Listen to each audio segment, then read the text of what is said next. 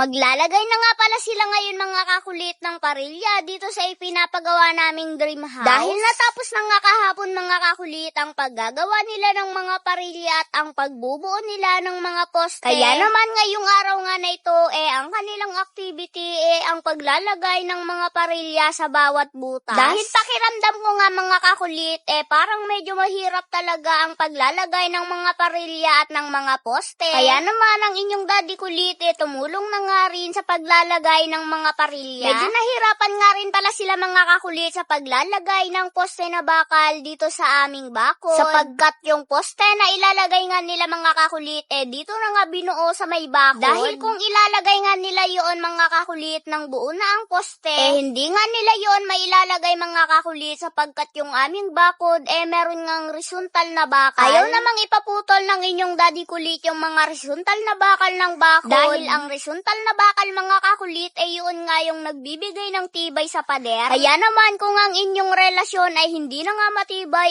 lagyan nyo na nga rin ng horizontal. Charot, hindi gayon.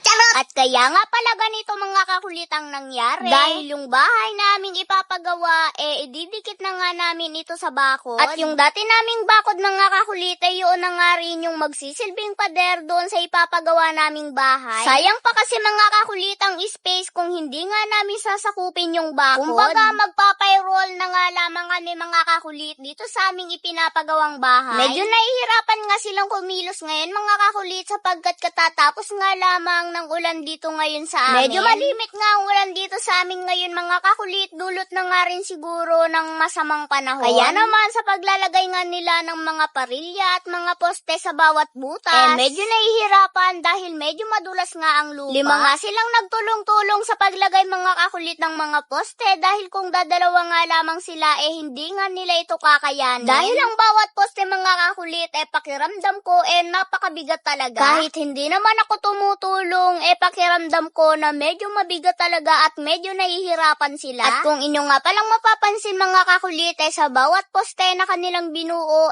meron nga itong 6 na bakal na 12mm ang size. At ang stirrup nga nito mga kakulit 10mm at may lapad nga ito na 20 by 27. At sa pagkakaalam ko nga mga kakulit ang finish ng buhos nito 22 by 30. Kung may alam kayo mga kakulit sa ganitong pagbubuo ng bahay, comment nga kayo kung tama nga lamang ba ang laki ng aming magiging poste. At sa laki naman mga kakulit ng aming parilya ng magiging pundasyon namin, may sukat nga ito na 1 meter by 1 meter. Kung kayo pa mga kakulit ang aming tatanungin, tama lamang ba ang sukat ng aming parilya at ng aming poste? Hindi naman kasi magarbong bahay mga kakulit ang aming ipapagawa at simple nga lamang ito. Kaya naman ganito nga lamang ang sukat ng mga bakal na aming ipinagawa. So yun lamang mga kakulit at naaksaya ko na naman ng 3 minuto ng inyong panunod sa akin. Kaya naman maraming salamat po at abangan nyo na nga lamang po ulit ang mga susunod naming video. See you next vlog. I love you all. Charot! Hindi dapat gayon.